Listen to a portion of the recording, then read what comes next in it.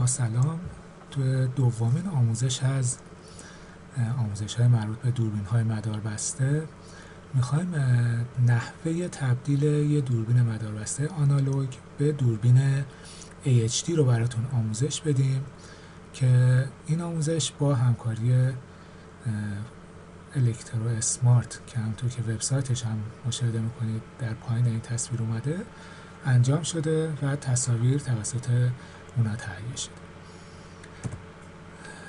تو این آموزش خب ما برد دوربین AHD رو نیاز داریم و خب یک دوربین آنالوگ هم که طبیعتاً نیاز داریم.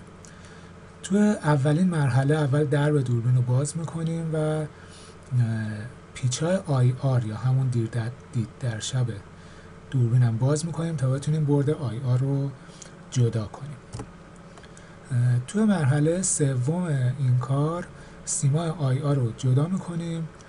سیمایی که به IR متصل هست همون سیمای تغذیه و فرمان میباشه که باید اونا رو از برد IR جدا کنیم.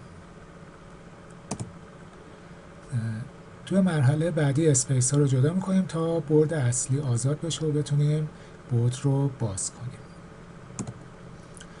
تو مرحله پنجم سوکت تصویر رو از برد جدا میکنیم تا هیچ گونه اتصالی به برد اصلی وجود نداشته باشه و در مرحله ششم پیچ‌های IR کات رو باز میکنیم تا این بخش نیز از برد جدا بشه.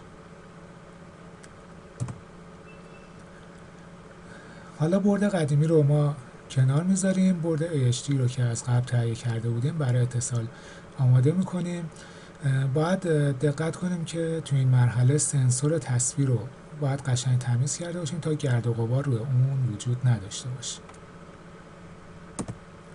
تو مرحله هشتم حالا IR کات رو روی برد جدیدمون یا همون AHD مون میبندیم و سیمای اتصالش رو توی جای خودش به برد متصل میکنیم. تو مرحله بعدی بایستی سوکت تصویر رو به برد متصل کنیم. یه نکته‌ای که باید اینجا دقت کنید اینه که روی برد علائمی نوشته شده که مشخص کننده یه نحوه قرار گرفتن سوکت روی برد هست. نکتهش هم اینجاست که جایی که روی برد وی نوشته شده سیم متناظر اون زرد رنگ هست و جایی که علامت مثبت یا همون پلاس وجود داره باید سیم قرمز اون سمت قرار بگیره. حالا پیچ پایه IR کات رو شل میکنیم. لنز رو باید تنظیم کنیم، میچرخونیم تا تصویرش کاملا شفاف بشه یا اصطلاحاً فوکوس بشه.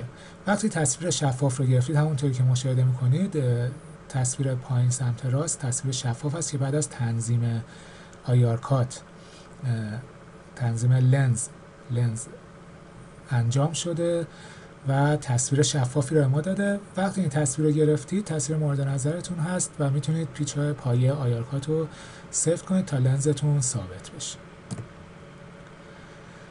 توی مرحله بعد باید سیم فرمان IR رو به برد اصلی و برد IR متصل کنید. توی شکل هم به صورت واضح مشخص است. حالا برد رو به بدنه دوربین پیچ میکنیم مانند تصویر.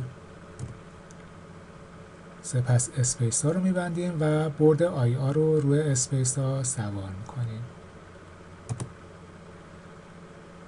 در پایان هم باید روز و شب تصویر رو چک کنیم ببینیم تصویر دوربین خوب هست یا نه و در صورتی که مشکلی نداشت میتونیم درب دوربین رو ببندیم.